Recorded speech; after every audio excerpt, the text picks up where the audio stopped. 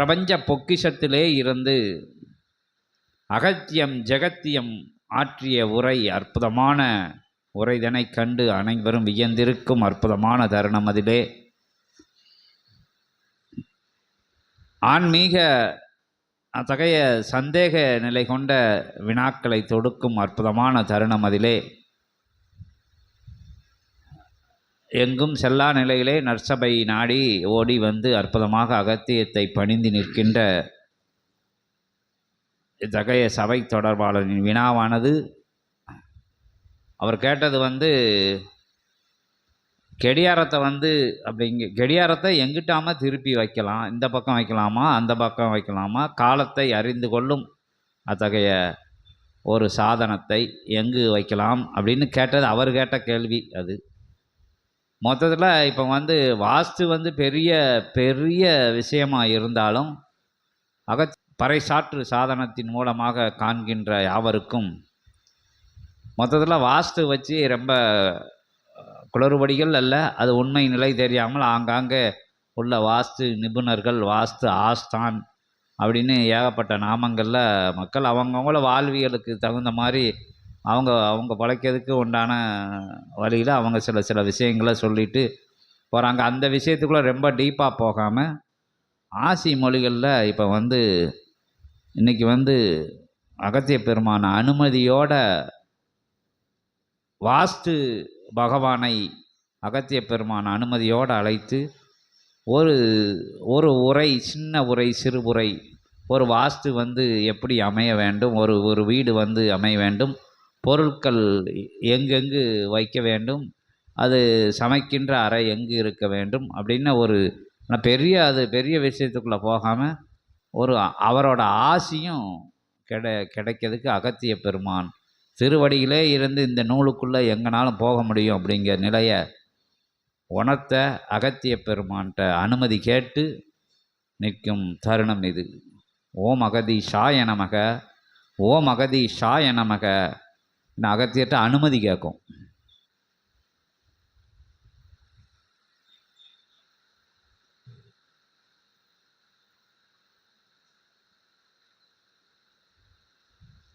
ஒரு கேள்வியாக மட்டும் கேட்கல, அது எல்லாருக்கும் வாஸ்துவில் ரொம்ப சந்தேக நிலைகள் இருக்குது. இங்கே இப்படி வச்சு இதாயிருமோ அதாயிருமோன்னு பகவானையே இன்றைக்கி கூப்பிடுறதுக்கு அகத்திய பெருமான்கிட்ட அவர் திருவடியிலே சமர்ப்பணம் பண்ணியிருக்கோம். உங்களுக்கு மட்டுமல்ல, எல்லா மக்களுக்கும் தெரியறதுக்காண்டி அகத்திய பெருமான்கிட்ட அந்த வேண்டுகோளை வச்சிருக்கு.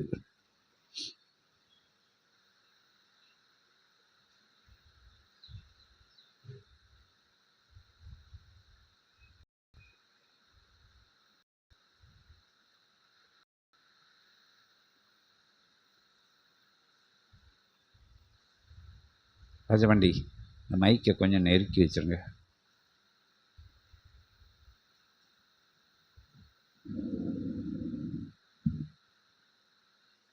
தான் கற்றலும் கேட்டலும் அறிதலும், ஒருவர் உரையாட அறிதலும், கற்றலினால் புரிதலும், கேட்பதனால் தெளிதலும், கொள்கின்ற விஷயங்கள் யாவும் கலியுகத்தில் அது ஆராய்தல் நிலைக்குள் சென்று அது ஊர்ஜிதப்படுத்தப்படுகின்ற பொழுது, ஒவ்வொரு விஷயங்களும் ஊர்ஜிதப்படுத்தப்படுகின்ற பொழுது தான் ஏற்கின்ற அனுபவங்கள், தான் அடைகின்ற அனுபவ ரீதியான பல செயல்கள் யாவையும் அது கலியுகத்தில் உரைக்கின்ற ஒவ்வொரு நிலையையும் சரி தவறு என்கின்ற நிலைப்பாட்டிற்குள் செல்ல வைக்கின்றது மானிடர்களை.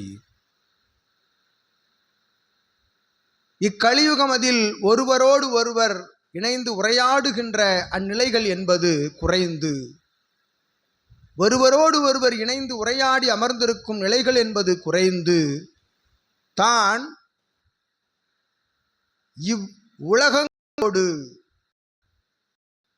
அத்துணை உலகங்களும் தனமதில் ஏந்தி இருக்கக்கூடிய அந்நிலை என்றறிந்து அவ்வுலக நிலையோடு உரையாடல்களை நிகழ்த்தி வரக்கூடிய இக்கலியுகமதில், இவ்யுகமதில் ஒவ்வொருவரும் தான் உரைத்தவாறு கற்றல், கேட்டல், தெளிதல், அறிதல் இவையெல்லாம் அத்தகைய நிலைப்பாட்டிற்குள் சென்று அதனை சேமித்து சேகரித்து மற்றவர்களுக்கு பறைசாற்றுகின்ற அந்நிலை நடந்தேறுகின்றது என்ற பொழுதும் அதனை கண்டும் அதன் மூலமாக வருகின்ற நல்விடயங்கள் மாற்றான விடயங்கள் அனைத்தையும் உணர்ந்து கொண்டு அவரவர்கள் வாதிடும் நிலை அவரவர்கள் வாதிடும் நிலையோடு உரையாடும் நிலைகளும் நடந்து கொண்டிருக்கின்றது கலியுகத்தில்.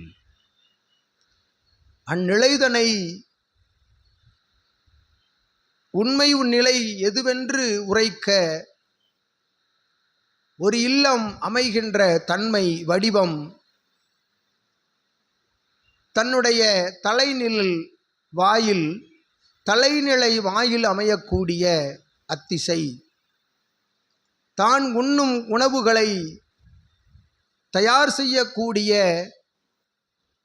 அத்தலம் அமையும் நிலை எங்கு என்று ஒவ்வொரு தலங்களாக பிரித்து அதனை இத்தலமதில் இத்தடமதில் அமைக்க வேண்டும் என்னும் நிலை அது நடந்து வருகின்ற கலியுகத்தில் வெகு விரைவாக அது பரப்பப்பட்டு அதன் மூலமாக அந்நிலைகளை உரைக்கின்ற நிலைகளின் மூலமாக சிலர் பொருளீட்டல்களை மேற்கொண்டு வருகின்ற அத்தகைய சூழல் நடைபெற்று வருகின்ற இவ்யுகத்தில் கலியுகத்தில் இது சரி எது தவறு என்று உரைத்தாலும் இது தவறென்று உரைத்தாலும் அதற்கு ஓர் எதிர்க்குரல், இது சரியென்று உரைத்தாலும் அதற்கு ஓர் எதிர்க்குரல் கூக்குரலிட்டே பழகி கொண்டிருக்கக்கூடிய இத்தகைய கலியுக மாந்தர்கள் அமைந்திருக்கக்கூடிய இக்கால சூழலதில் அவனவனுடைய கர்ம வினைகளின் பால் அவனை சார்கின்ற கர்ம வினைகளின் பால் அதனை ஏற்றுக்கொள்வதும் ஏற்றுக்கொள்ளாமல் இருப்பதும் வாதிடுவதும் வாதாடாமல் அதனோடு இணைந்து நடைபோடுவதும் நடந்து கொண்டிருக்கின்றன கலியுகத்தில். சித்தனே, ஒருவன் ஆன்ம ஈகம் பற்றிய அற்புதமான தத்துவங்களை எடுத்து கூறுகின்ற பொழுது அவன் பொதுவான தலங்களில் மானிடர்கள் கூட்டங்களாக கூடியிருக்கக்கூடிய தலத்தில் அவன் அற்புதமாக எடுத்து கூறக்கூடிய அத்தகைய ஆன்மீக தத்துவங்களுக்கு கூட கூக்குரலிட்டு அவனை பரிகாசம் செய்து அவனை பரிகாசம் செய்கின்ற ஒரு நிலைதனை சரி என்று ஏற்றுக்கொள்கின்ற அத்துணை மானிடர்களும் இருக்கக்கூடிய கர்ம வினைகளோடு உழன்று கொண்டு இருக்கக்கூடிய இக்கலியுகத்தில் எத்துணை இலக்கண நிலை கொண்ட வார்த்தைகளை பிரயோகித்து உரைத்தாலும் எப்பயனும் இல்லை இக்கலியுகத்தில் என்று அகத்தியன் உரைக்கின்றோம். அது பிரபஞ்ச மகா சபையில் அல்ல, யாம் கூறுவது மற்ற தடங்களில் இருக்கக்கூடிய நல்லோர்கள் சான்றோர் ஆன்றோர்கள் உரைக்கின்ற உரைகளுக்கு வருகின்ற எதிர்கேலி நிலைகள் எவ்வாறு வருகின்றது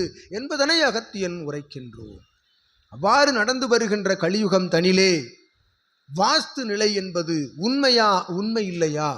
இதனை உணர்த்துபவர்கள் உண்மையாக உணர்த்துகின்றார்களா அல்லது அவர்களுடைய பொருளீட்டல்களுக்காக அதனை உரைக்கின்றார்களா என்று வினா தொடுத்த சீடனோடு இணைந்த சித்தனி அகத்தியன் உரைக்கின்றோம். அகதீஷாய நமக. வாஸ்து என்பது அவ்வாஸ்து என்கின்ற வார்த்தை யாம் அனைவரும் மானிடர்கள் காதுகளில் கேட்டு துணை என்று அத்தகைய வார்த்தைகளை யாம் கேட்டிருக்கின்றோம்.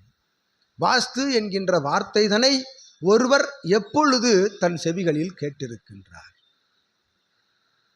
இது நடந்து வருகின்ற கலியுகத்தில் தவழ்ந்து வருகின்ற ஒரு நிலை. அவ்வாஸ்து நிலைகள் என்பது சூட்சமத்தில் உண்மை நிலைகளுக்குள் அமைந்த பொழுதும் வாஸ்து நிலைகள் என்பது சூட்சமத்தில் உண்மை நிலைக்குள் சென்று அது அமைந்திருக்கின்றது. அவ்வாறு அதனை கலியுகத்தில் ஒவ்வொருவனும் தன்னுடைய எண்ணங்களுக்கு தன்னுடைய செயல்களுக்கு ஏற்றாற்போல் தன் அலுவல்களுக்கு ஏற்றாற்போல் அவர்கள் உரைக்கின்ற நிலையே இது ஒவ்வொருவரையும் பயமுறுத்தி அவரவர்களை மானிடர்களை பயமுறுத்தி வாழ்ந்து வருகின்ற கலியுகம் இவ்யுகமாகும். அவ்வாறு பயமுறுத்தல்களுக்கெல்லாம் உட்படாது ஒருவன் இறையை வணங்கி ஆற்றலாக அவனுடைய கிரக சஞ்சார நிலைகளுக்கு ஏற்றவாறு அவனவனுடைய கிரக சஞ்சார நிலைகளுக்கு, இது பிரபஞ்ச மகா சபையிலிருந்து வெளியில் கூறும் வாக்கியம், அகத்தியன் கூறும் வாக்கியம். கிரகநிலை சஞ்சாரங்களை உணர்ந்து அவன் ஒரு இல்லத்தை அமைக்கின்ற பொழுது, அவன் இறையை வணங்கி அவன் இல்லத்தை அமைக்கின்ற பொழுது, அவனுக்கு அத்தகைய இல்லத்தை அமைத்து கொடுக்கின்ற பணியாளர்கள் உள்ளிட்ட இல்லத்தினை வாஸ்து முறைப்படி அமைத்து கொடுக்கின்ற அத்தகைய கோள் ஆசானாக விளங்குபவன் ஓர் நல் நெறியாளனாக அவனோடு இணைந்து இறை நல்ல ஆசானுக்குள் அவனை சென்று அவனோடு இணைய வைத்து இல்லத்தை அமைய வைக்கும், அமைத்து கொடுக்கும் என்பதே உண்மை என்று அகத்தியன் உரைக்கின்றோம். அவ்வாறு ஒரு நற்கோளாசான் மூலமாக அவன் கிரக சஞ்சார நிலைகளுக்கு ஏற்றவாறு என் கிரக சஞ்சார நிலைக்கு எத்தகைய வாயில் நிலை அமைய வேண்டும், எங்கு இதெல்லாம் அமைய வேண்டும் என்று அவன் கேட்கின்றானோ அதற்கேற்ற பதில் அந்நிலை அவன் கர்ம வினைக்கு ஏற்றாற்போல் அது வடிவமைக்கப்பட்டு அளிக்கப்படுகின்றது என்று அகத்தியன் உணர்த்துகின்றோம்.